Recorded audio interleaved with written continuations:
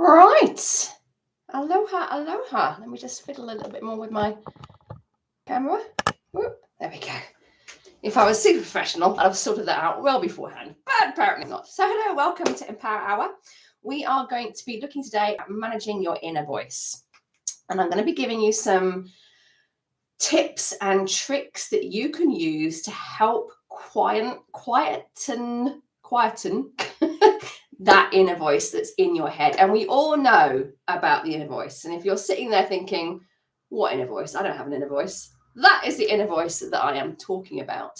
It's that voice that so very often is really unhelpful. It causes us to doubt ourselves. It starts us worrying about stuff. It can kickstart our anxiety around stuff. It can prevent us from doing stuff. We can often talk ourselves out of things. So really, really important to get a handle on that. Now, obviously, I am going to include EFT in this because that's what I do, but there's all sorts of other things that can help as well. So I'm going to give you a range of things for you to try. And I recommend you do try as many as possible and then go with whatever it is that works for you the best, that makes the biggest impact, that works the quickest. So first off, when we've got our inner voice going off on one of the most important things to do is pattern interrupt it, shut it up, just startle it out of its. Now, I get this. There's been times in the past where I've been lying in bed and I've been fine. I felt fine. And my inner voice has gone, oh, there should be something we should be worrying about. And it'll start off on one. I'll start getting anxiety about stuff coming up. So there's a tip that I learned from a chap called Blair Singer. That's Blair, and then Singer as in, oh. And he recommends that when your inner voice starts rolling, you shout, stop! Stop! Shout it loudly, shout it emphatically. You want to shock your inner voice out of its roll so that your brain goes, whoa, hold on a sec, what's going on?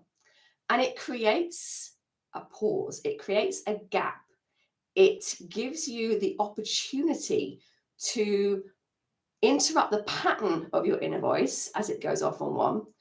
And when you get that opportunity, you then get to doubt it, which is the next thing I want you to start doing. Doubt the doubt. We tend to believe what our inner voice says. We tend to take it as all truth. But I don't know about you, but my inner voice has lied to me on a regular basis. But when you take it as a truth, it can stop you in your tracks. So I'm going to ask you is once you've pattern interrupted it, it doesn't have to be stop. It can be anything you like. I know Tony Robbins talks about pattern interrupts. He talks about make it loud, make it silly, make it ridiculous so that your brain literally goes, what are you talking about? So I know one of the Tony Robbins ones is you shout out, good Lord, my feet stink. And it just makes your brain go, oh. But I really like the stop one. I really like that. And when you get to it, when you do it regularly, you don't actually have to scream it out loud. I found you can do it in your head, but there's something really powerful about screaming it out loud. Just make sure you're not going to startle anyone awake or anything like that. But once you've got that break in your inner voice, once you've paused it with that pattern interrupt, doubt the doubt. Start to question the doubt. Because what tends to come up in our inner voice are the limiting beliefs that we have about ourselves or about the world in general. So start to doubt that, because at the moment, when your inner voice is rolling on, you're probably believing it and it's making you feel a certain way. Mostly shit. So there are some questions I'm going to invite you to ask yourself. The first question is is this true? Whatever it is your inner voice is saying, is this true? Now, if the answer to that is yes, the next question you're going to ask yourself is, can I be absolutely 100% certain, without a shadow of a doubt, that this is true? So first question, is this true? Second question, can I be 100% certain that it's true? If the answer to the first question was yes. And spoiler, the answer is no. The answer to question 2 is no, because you can't be 100% certain without a shadow of a doubt that it's true. Now, if you answered no to the first question, is this true? No. Congratulations. You can move on to question 3. And question 3 is, how do I feel when I buy into this being true? How do I feel when I buy into this being true? And when I've used this with clients and with myself, the answer is generally shit. I feel really shit. I feel really heavy. I feel really down, depressed, anxious, or a variation thereof. So you want to get clear on how you feel when you buy into it being true. And the fourth question you're going to ask yourself is, how would I feel if I didn't buy into it being true? So how would I feel if I didn't buy into it being true? And often the answer to that from clients and from myself is stuff like lighter, happier, more confident. So you've got those 4 questions. Question number 1, is this true? If you answer no to that, as to whatever it is your little inner voice is saying, if you answer no to that, you go straight to question 3. If you answer yes to it, hey, Jenny, if you answer yes to it, then the next question to ask yourself is, can I be absolutely 100% certain that this is true? The answer is no. Then you've got question 3. How do I feel when I buy into it being true? And then question number 4, how would I feel if I didn't buy into it being true? So what you're doing here is you're highlighting to yourself the fact that it isn't actually true.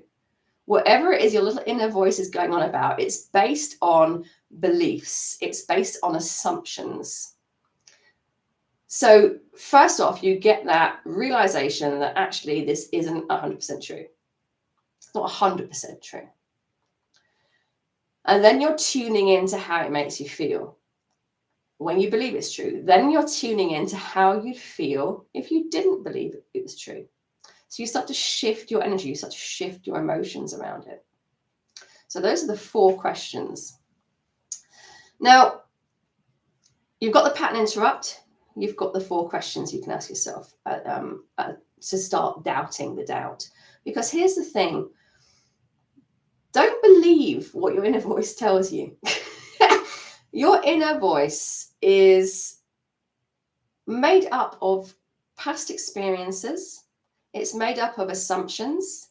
It's made up of beliefs, which most of the time aren't even yours anyway. So don't take everything it says at face value. But what I see a lot of people doing is they're onto that, they're onto themselves.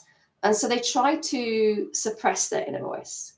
They try to just kick it to the curb. They try to not listen to it, which in theory is fantastic. However, have you ever had the occasion where you've been speaking to someone and they very, very clearly weren't listening to you? And how did that make you feel? What did it cause you to do? Because when that's happened to me, I've got immediately irritated.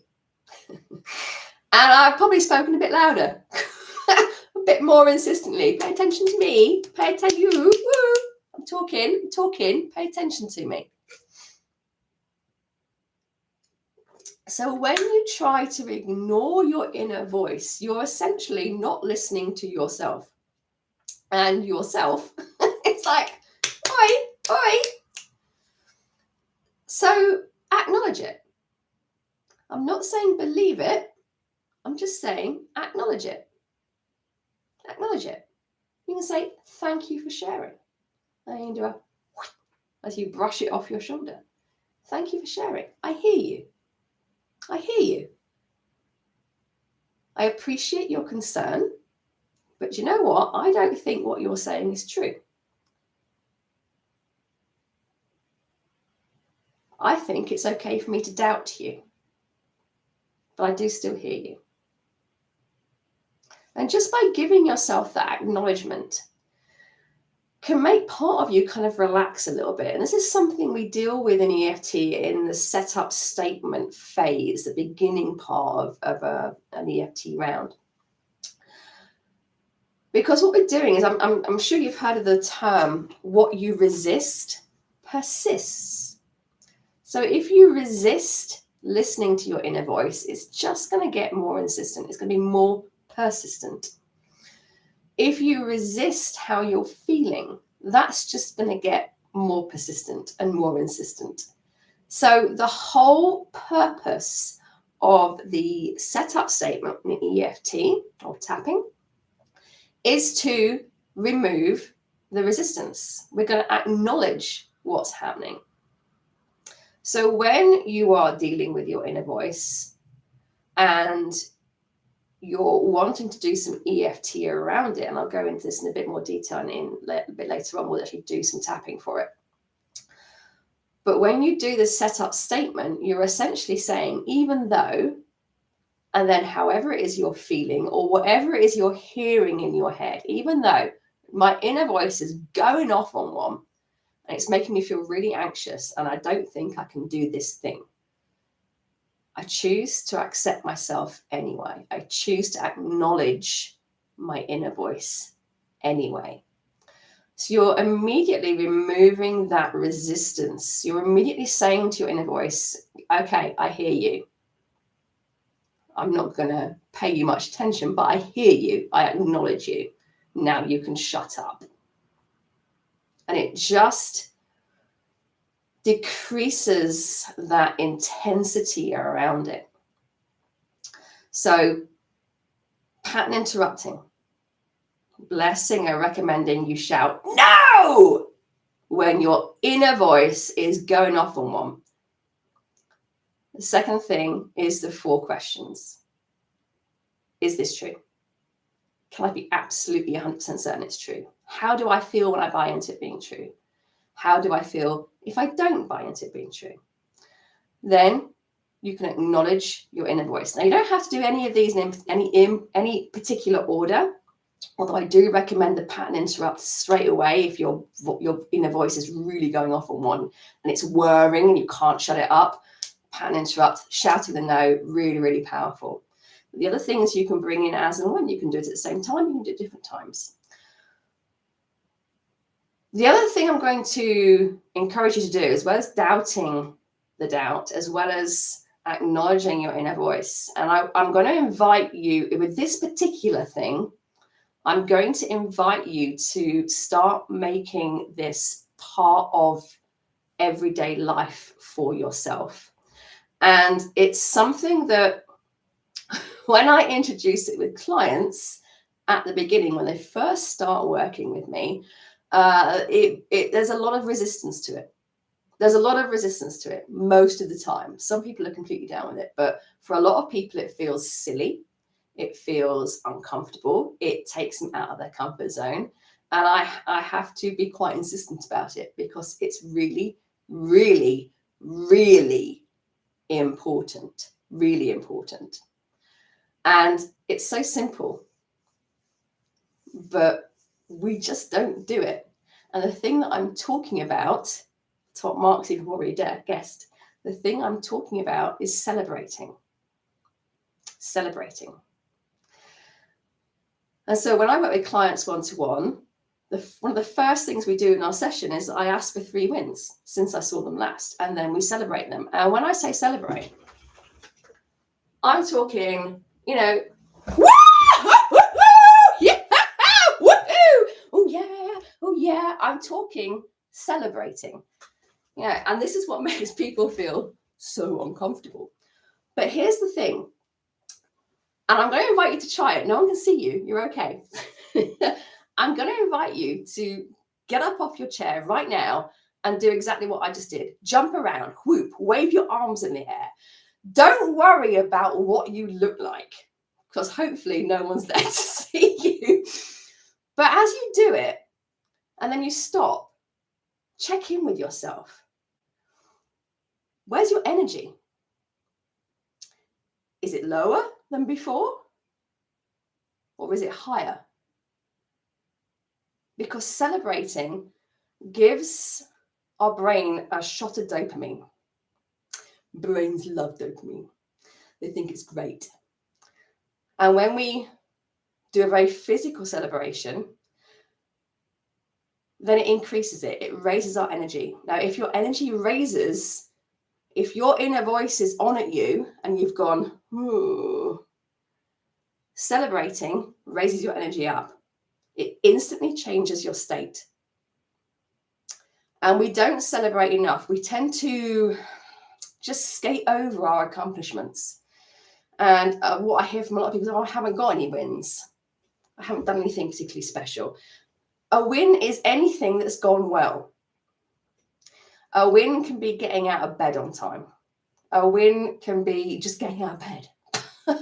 A win could be something huge. And everything in between. But what I want to encourage you to do is get into the habit of celebrating wins. And when people first start working with me, I invite them to, at the end of every day, think of 3 wins, 3 successes or things that have gone well, whatever you want to call it, from that day. And then they celebrate. Woo. Doing it every day. And yes, they feel a bit silly to start with, but the more you do it, the more you get used to it. And because you're celebrating your wins and your brain is getting that hit of dopamine, your brain starts to look for things to celebrate. So it starts to shift your perspective. Now, that's so important, because if your inner voice is on at you, if your inner voice is lying to you about how shit you are, or about how you should have done this, you should have done that better, didn't do that well enough, you shouldn't be so silly, you can't do it. If it's on at you, then your focus is going to be on stuff that supports what your inner voice says. You're going to see stuff that supports, those lies it's telling you. So if you're telling yourself you're not good enough, you're going to see stuff that's going to highlight how not good enough you are. But if you start training your brain to look for wins, because then you're going to celebrate them, it's going to get hit of dopamine, it's going to look out for better stuff. It's going to look out for more positive stuff, more supportive stuff. And then you're going to get really into the habit of doing that. And it's going to be hard, potentially at the beginning, to think of 3 wins. But the more you do it, the more it gets easier, or the easier it gets, if I'm going to use proper English. And the win doesn't even have to be yours. The win doesn't have to be yours. You can even keep your eye on what's going on around you and go, that's a win, I'm claiming that. So if the roadworks down the road have been the bane of your life for the past 2 weeks suddenly disappear, I did that, woo! Claim it as your own win. Be shameless. Claim it as your own. Because you're changing your energy with it. Have you ever found a £5 in your coat pocket? Winter's coming. Winter's coming. We start to use our coats a bit more. You put your hand in the pocket and you're like, oh, I've got a £5 you didn't know was there. And your state instantly changes. Like, oh, look at that. That's a win. Woo! That's what we're going for here. And the reason I'm inviting you to start making it a daily habit is because we're actually going to use this to further support ourselves. Because not only are you going to celebrate wins and successes, you're also, and hold on to your bananas here, you're also going to celebrate failures. You're going to celebrate when things go wrong. You're going to celebrate those times where you feel like you've just made a bit of a tit of yourself, which sounds really, really bonkers. Why on earth would you celebrate a failure? But here's why. First off, remember, it raises your energy. When you've done something a bit wrong, when you feel a bit embarrassed, when you think you could have done something better, or you've made a huge glaring error about something, where does your energy go? What does your body do? You start to, and it starts to get heavy and weigh on you. So first off, celebrating is going to lift that energy. It's going to change your physical state. I mean, even just putting your shoulders back and sitting upright, standing upright, is going to make a difference. It's going to shift your state. And remember, when you celebrate, your brain gets hit of dopamine. So when you celebrate a mistake, and you celebrate it hard, you're going to celebrate it harder than the wins. So something that Blair Singer had in his book, which I think is Little Voice Management. Cracking book. Get your hands on it if you can. In there, we're celebrating wins. He recommends you make a fist, you do a power pull down with one arm. Yes. I like to do it a bit bigger.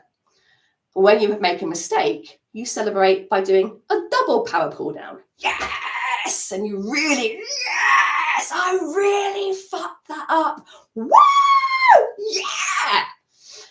And immediately, my energy is like, my energy is just shot up. And I can remember doing this, my first radio interview. I gave the wrong website address because why wouldn't I? Why would I get it right? It's only my website address. It's not important. But I didn't realize until halfway home in the car. So at a traffic light, I could feel myself going, oh, I'm such an idiot. So I immediately busted out some cheering. I'm a fucking idiot. Woo! I've given them the wrong website address. Wow! Yeah! You prat! And it raised my energy. It got me out of that downward spiral, that downward slope I was about to go shooting down. It shocked my inner voice. My inner voice was that close to going off on one about what an idiot I am and what people would think of me. But because I pattern interrupted it with some celebrating, it completely threw it. And because my energy raised, I naturally started thinking more positive thoughts because I'm giving my brain that hit of dopamine. But that's not even the most important bit of this. What you're doing when you celebrate wins, when you celebrate mistakes, you are training your brain, because we've learned to fear making mistakes ever since school, when we first learned that mistakes were possible, and if we made one, we would feel a certain way, we'd be ridiculed, we'd be told off, whatever it was. Ever since then, we've learned to fear mistakes, and it's just got worse. The older we get, the more self-conscious we get, the more we worry about it. And if you fear making a mistake, there's stuff you don't allow yourself to do. Because what if you get it wrong? What if you look silly? What if you make a mistake? So your inner voice talks you out of it. Ooh, don't do that. Ooh, might get it wrong. Might fail. Ooh. Someone might say something. Someone might judge you. Don't do it. And so you miss out on stuff. You miss out on stuff because there's a part of you that's just too afraid to do it because it's believing your inner voice. So by celebrating wins and celebrating mistakes, you are actually training your brain to not fear making a mistake.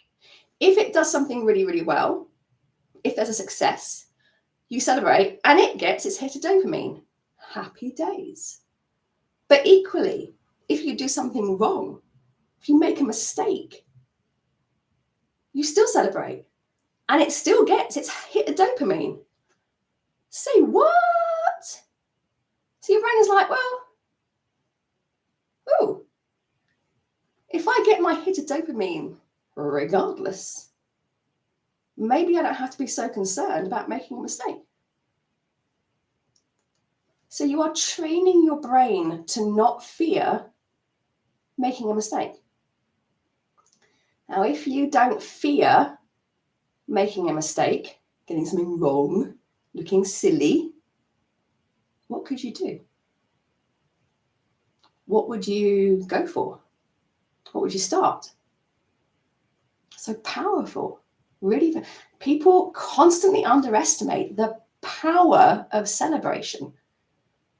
And I think we've got this whole thing, particularly being British, we've kind of got these rules.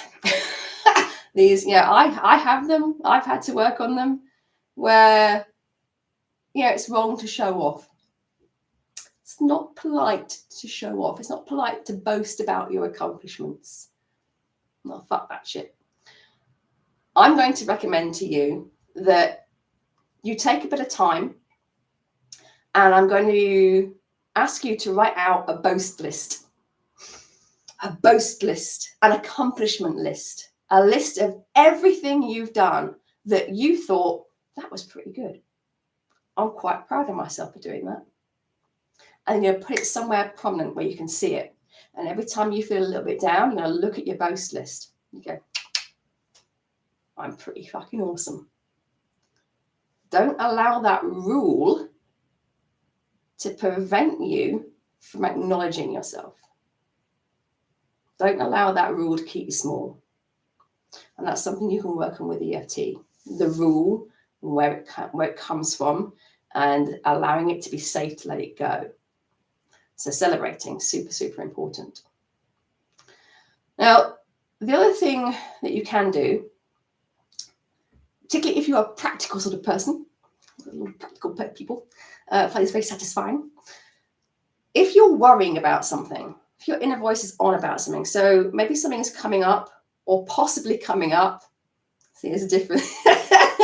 We worry about stuff that might go wrong. We don't actually know it's going to go wrong. We just worry that it might do.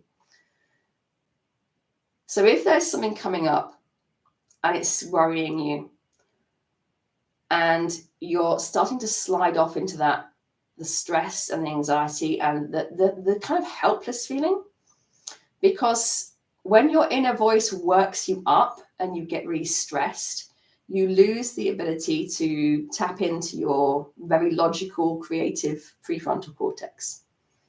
You lose that. So you struggle to think your way through it, to logic your way through it. So something that has been really useful for me in the past, and I'm going to fess up, I had to be made to do it because I was so stressed. I can't think of this. I just couldn't get around it. But I made myself, or I was made to sit down. Love my other half. Sit down and start writing a list of things that you can do, things that you can look at, things that you can start to put in place. And it's a little bit of a struggle to start with, but the more you do it, and if you can do it with someone else, fantastic, because then you can brainstorm a little bit. So I'm worried. So for instance, let's say you're worried that you won't be able to pay next month's rent because you've got a shortfall in cash. And money worries, I know, can be extremely debilitating. It can feel really threatening, really fearful. But make a list. Where can you have a look to get some cash? What can you do? So I did this a few years ago, and it's like, can I ask my parents? And my response was, I don't want to ask my parents. And my other half was, yeah, but it's still an option. Write it down. Doesn't mean you're going to do it, but it's an option. And you just start making a list of stuff. Get a bank loan, do this, sell that, do the other thing. And the more I did it, the more the ideas started to churn. And my brain went from worrying about it with nothing else going on, just worry and anxiety, to actually getting into constructive problem-solving mode. This is stuff that I could do, and then you pick one. This is something I can do right now. Because worry is massively debilitating, and most of the time, it's completely unfounded. We're worrying because our brain is making up a future. It is literally making it up based on past experience, based on stuff it knows or thinks it knows. It then assesses the situation of what's in the future, and it goes, this could happen. And it will always head for the worst case scenario, because that's unfortunately how we're built. It heads for the worst case scenario. But that's in the future. The future doesn't exist, hasn't happened yet. All that exists is right now, right here, right now. That's all that exists. So we are making up a future. We are constructing it from our own imagination. From our own imagination. So again, you can start to doubt it. We're coming back to doubt the doubt. We're now doubting the worry. Question it. Don't be afraid to question it. Why am I worrying about that?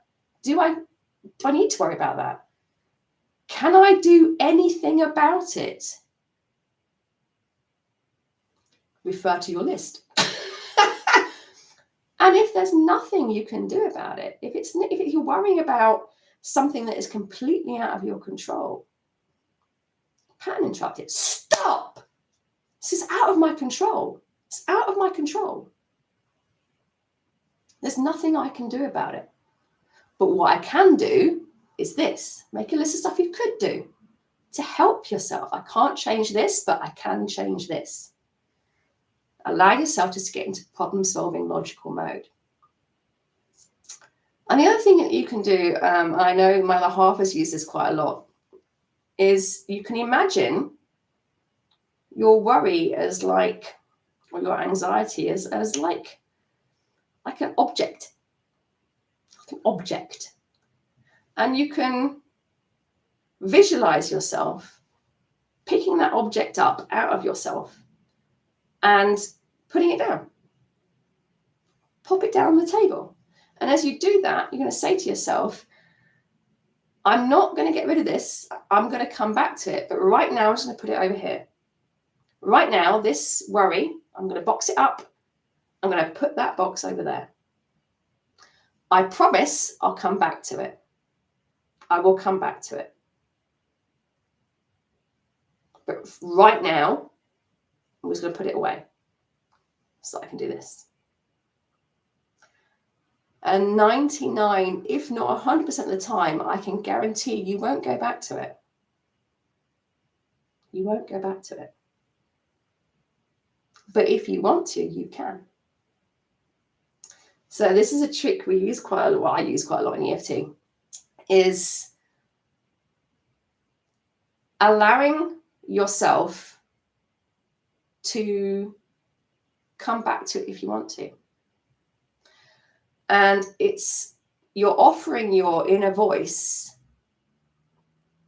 you're kind of negotiating with it a little bit. You're offering it terms, for want of a better word.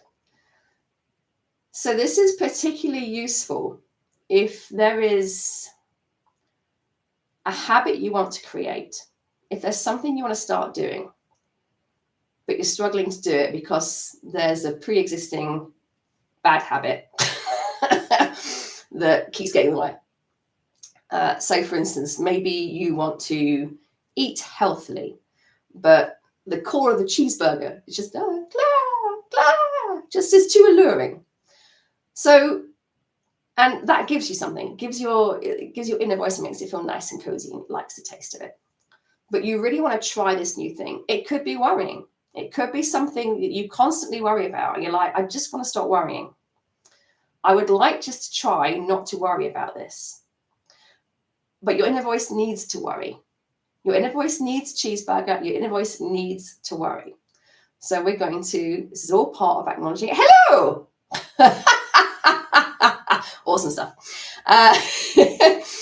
So each time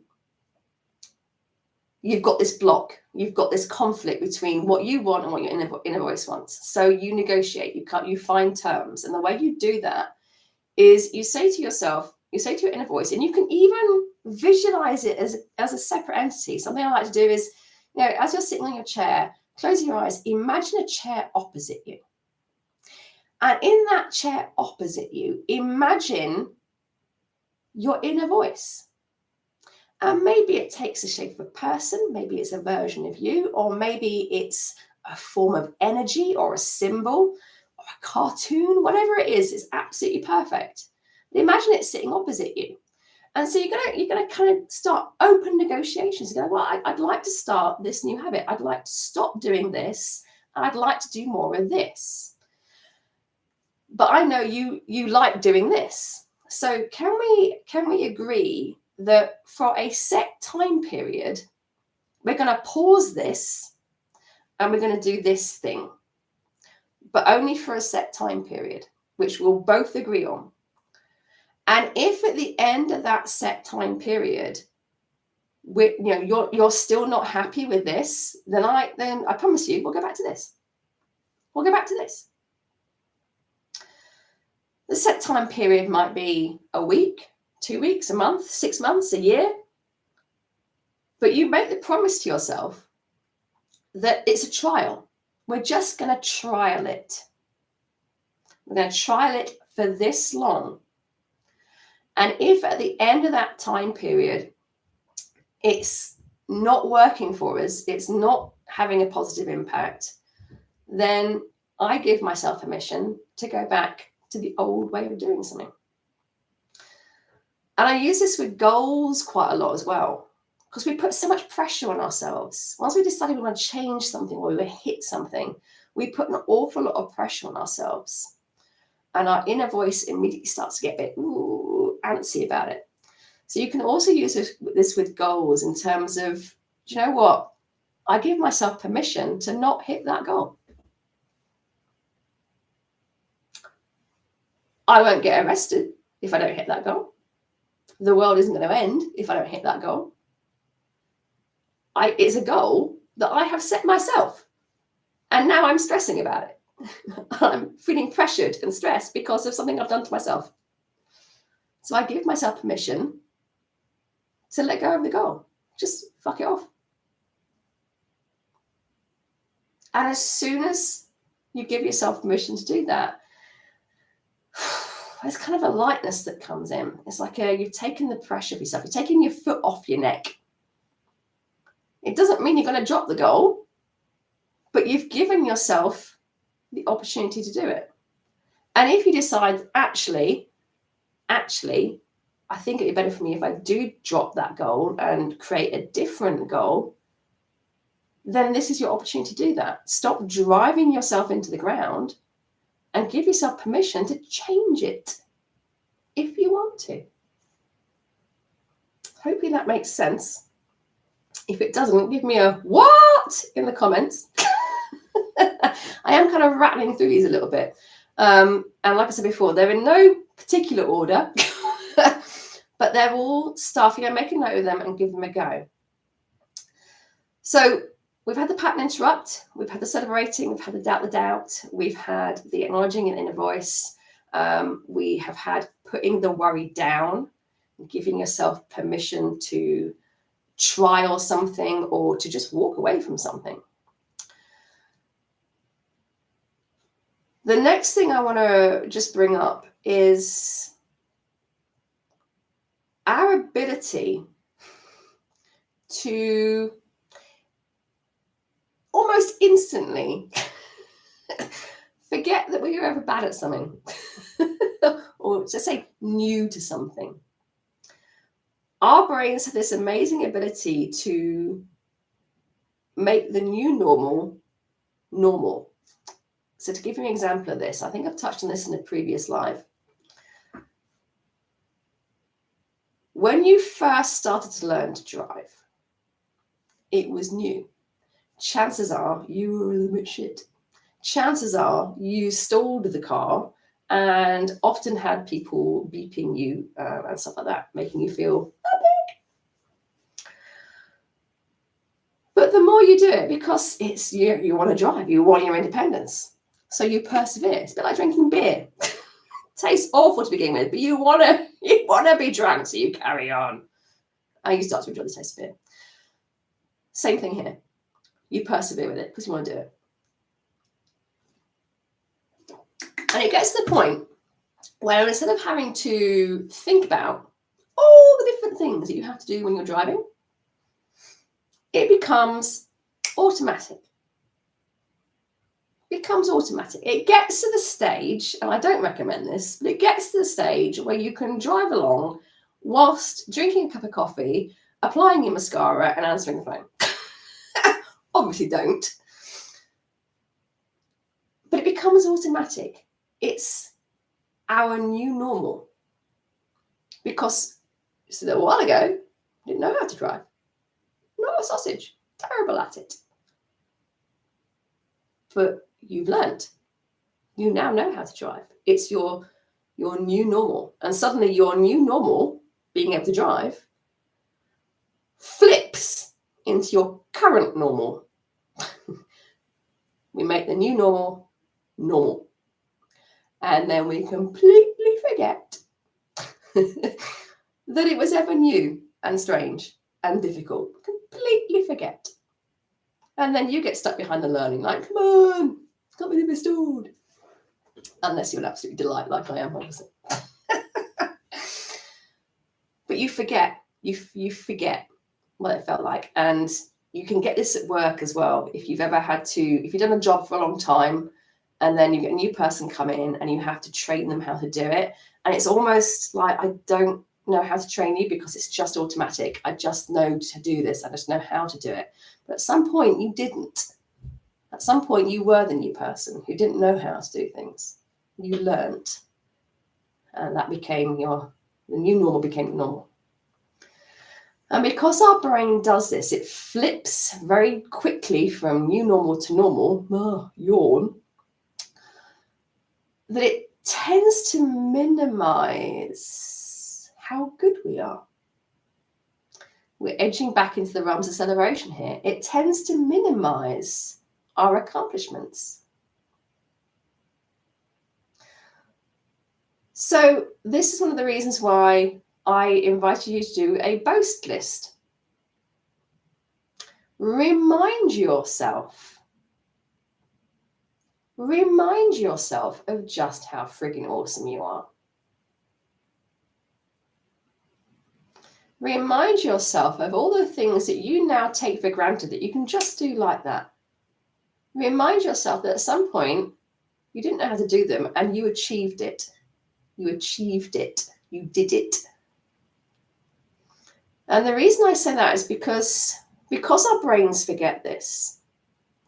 When we start something new and it's hard, that's when our inner voices can go off on one. Oh, this is hard. I don't know how to do it. It's too difficult. I don't understand. It's so frustrating and confusing. Our brains can go off on one about it. Our inner voices can go off on one about it. But if you have your boast list to hand, which obviously you're going to after this Empower Hour, you can whip the list out. Sound effects optional. You can whip your list out and you can remind your brain, you can remind your inner voice, look, I thought all this was really hard when I started, but look, done it. And actually I do that and that and that really fucking well. But once they were hard too. Once they were confusing and frustrating too. But now they're not. This period this actually super small, short period of confusion and not understanding is going to pass. I'm going to learn how to do it. It can give you evidence. It can give you evidence to present to your inner voice. When your inner voice is going, you can't do it. You're not clever enough. You're not smart enough. You're not beautiful enough. You can go, oh, I'm going to stop you there. Because here's my list of all the stuff I've done. And at one point, I remember very clearly you telling me I couldn't do that either. Yeah, I did. And I know it inside out.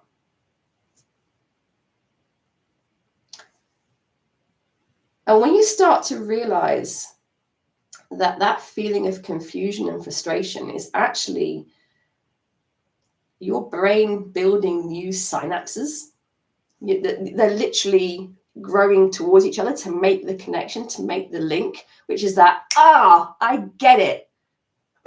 I'm sure you remember times in school where something, fucking maths for me. I hate maths. Just didn't get it. Whatever it was about maths, just didn't get it. Percentages or ratios or I don't know, whatever it was. But you wrestle and you're like, I don't understand it. At some point, it just goes click. And we even say, oh my God, it's just clicked. Oh my God, I just get it. And we move from beating ourselves up to, I've got it. I'm a fucking superstar. I've got that. But the reason we feel that is because there's not yet a connection. The click comes when the connection is made. And there's all sorts of videos you can find on social media that show video of them growing together, searching each other out. So actually, when you feel confusion and frustration, don't worry about it.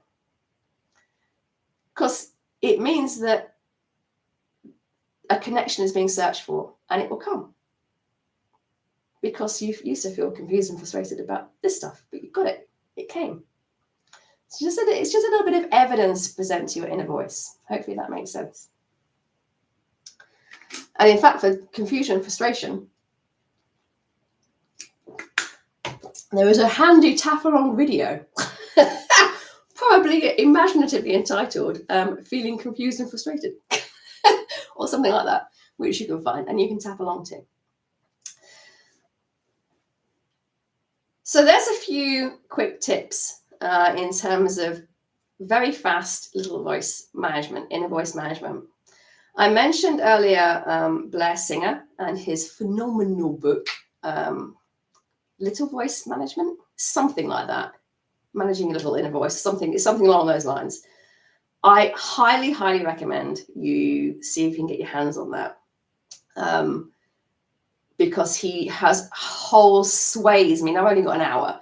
He's got a book on this. It's all swathes of pointers that you can use to help manage your little voice. Stuff that I've touched on today, but also stuff, like debriefing. When stuff goes wrong, debriefing yourself, that sort of thing. So definitely check that out. The other book recommendation I have about this is The Chimp Paradox. Which is in the other room, so I can't show you. Chimp Paradox, really, really good. Very easy to understand. Lots of great exercises in it, and it just gives you this greater knowledge and understanding around why your inner voice reacts the way it does, what it's based on, because our inner voice stems from the very emotional part of our brain. It's that instant emotional response. So in the book, he calls it your chimp. You have your chimp brain and your human brain. I cannot remember the name of the author. Shame on me. But The Chimp Paradox. It's got a picture of a box with a chimp coming out of it on the cover. Really, really cool book. Definitely recommend those two. So because your inner voice is based in your emotional brain, obviously, EFT is going to help. EFT is going to help. It can help you in the moment, but it can also help you longer term, because it's one thing to manage your inner voice. It is something entirely different to remove the trigger that kicked your inner voice off in the first place. And I mentioned before, inner voice stems from past experiences and beliefs. And when it sees something going on in your life that reminds it of a past experience or is touching up against a belief, it triggers an emotional response that then fires your little inner voice. And that's when you get the earache from it. So the way EFT helps is not only does it reduce that emotional intensity extremely fast, so you can calm your inner voice, you can calm your stress enough to help you logic your way out of it. And in fact, I recommend you do a bit of tapping before you do your constructive things I can do list, because it just takes the edge off. It just allows your sensible brain to start functioning. And when you're doing that, when you're tapping for the emotion, it's incredibly simple. You're going to start on the karate chop and you're going to say the setup statement, even though I feel really emotional about this, and just say what the emotion is. I feel really stressed. I feel really anxious. I feel really worried. If you don't know, just say emotional. I choose to accept myself anyway. So you're instantly giving yourself permission to feel that emotion, to be emotional. So already you're removing the resistance. Repeat that 3 times. And then you move into the round. So round is eyebrow, side eye, under nose, chin, collarbone, underarm, and top of head. And you keep going round. Now, if you're tapping for an emotion, you don't actually have to say anything. You can just tap and lean into the emotion. Notice where it is in your body. Allow yourself to really connect with it. If you do want to say words, it can be as simple as, I'm feeling really emotional. I am feeling really emotional. I'm just feeling really emotional. And just keep going until you start to feel the emotion ease up a little bit. It doesn't have to be by masses, although if it is by masses, awesome, but it can just be a little bit.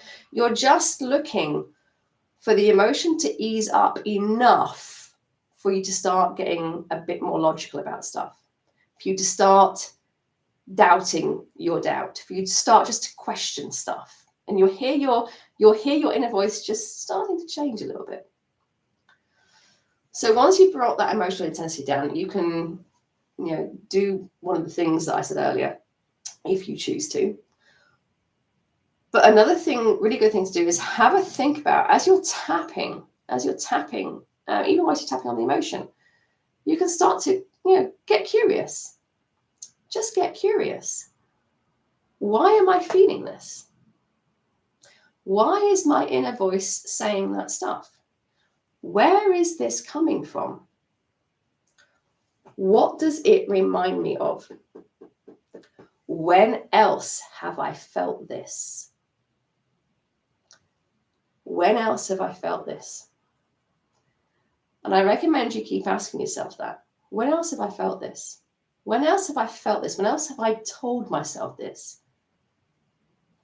And just allow a memory to come up. Whatever floats up is perfect. That memory has just floated up. How very curious. And then you're going to chat to yourself about the memory. What's it of? Who else is there? When was it? Chat to yourself about it. How did it make you feel?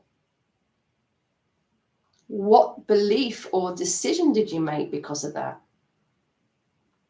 So to tie this in, if your inner voice is telling you you can't start a new business because, you're not ambitious enough, you don't know enough, you're too stupid, it's too scary, it might fail. If that's the sort of thing your inner voice is saying, you do some tapping, feeling really stressed about that, my inner voice is off on one. When else have I felt like this? When else have I felt? When else have I told myself this sort of stuff? When else have I been afraid of failing? I can remember when I was at school, when I was 13 years old, and I had that project and I failed at it and the class laughed at me. That's curious. And you know what? I think it made me feel very similar to this. So you've just allowed yourself to highlight a past experience that is fueling your inner voice. And there is emotion around that past experience. I can remember feeling really stupid and embarrassed. No wonder my inner voice is warning me. No wonder my inner voice is trying to say, thank you, inner voice. Thank you for trying to save me from this embarrassment. Whew, I'm so glad you've got my back.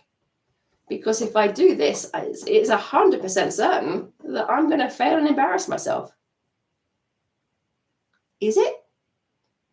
Is it 100% without a shadow of a doubt certain that if I attempt this, I'm going to fail? Well, maybe not actually.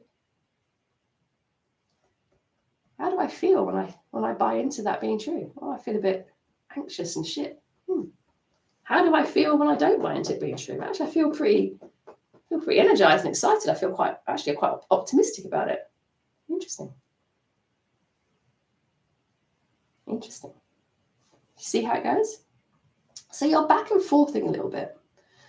And what you can do as you do this is just listen out for what your inner voice says. Listen out for it and mimic it. It becomes a bit of a dance. It's my dancing movement. It becomes a bit of a dance where you can literally just copy what your inner voice is saying. I'm too stupid to start my own business. I'm just going to fail. I'm going to fail. It's going to go horribly wrong. And your inner voice is going, yeah, you're right. It's just what I was thinking. Yeah. And you keep going. I'm way too stupid. There's no way. I am zero ambition. I can't do it because I've got shoulder length hair. I can't do it because, I'm wearing black. I can't, it's impossible for me. I'm just too stupid. I just won't be able to do it. And the more you do that, the more ridiculous you can make it, you're going to hear your inner voice start to change. It's going to go from, yeah, right on to, I don't know if that's totally true, actually. As soon as you hear it, do that little bit of a quavery, I'm not so certain now. Follow it. Actually, I'm not so certain. That might not be true. I might not be too stupid. Maybe I could do it. But keep listening for your inner voice. The moment your inner voice goes, no, you can't do it, go back. Oh, no, I can't do it.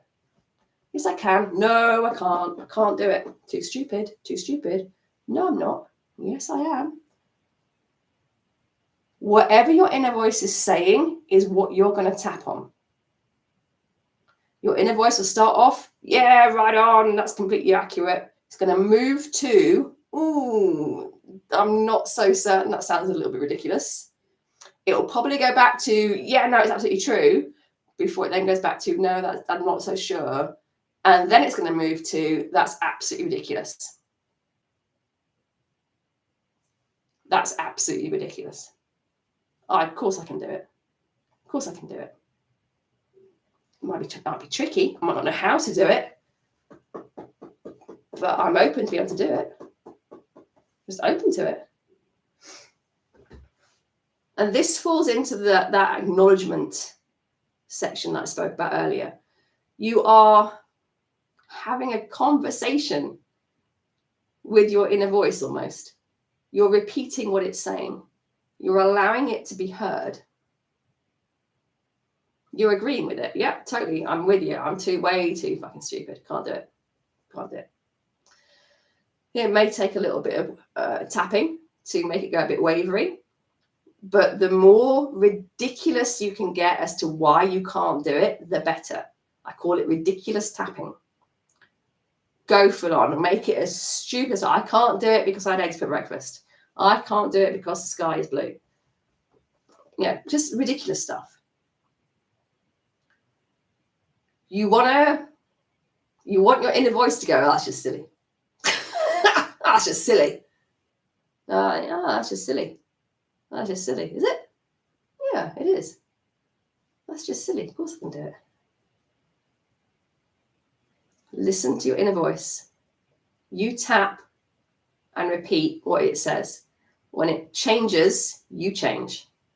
If it goes back, you go back. Dancing to and fro. And what you're looking to do here is you're looking to insert doubt. Doubt the doubt. Make the doubt start doubting itself. Make the doubt start doubting itself.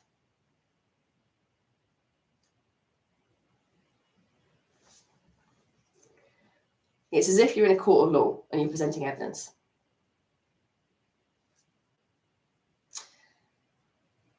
But the past experiences are going to be tied into it. If, as you do the tapping, a memory comes up, make a note of it, do some work with it later. Because the point, there's kind of two realms of tapping. There's a dealing with it right here and now and shifting your state, reframing it and moving forward. There's also dealing with the thing that caused this trigger in the first place. They can be two separate things, but ideally you need both. Ideally you need both. This is like a sticking plaster, it can get you going, but this is the underlying cause of why you're getting this. This requires dealing with. So have a think when you do the tapping, question where you felt this before, question when you've told yourself this stuff before, the memory that floats to the surface, deal with it. Chat to yourself as you do the tapping. Chat to yourself as you do the tapping. Have a think about the beliefs that came up around that past event, the decisions you made, how you felt. Get specific as to where you were, when you were, who you were with, and what was going on. And the more, this is harder work. This is harder work.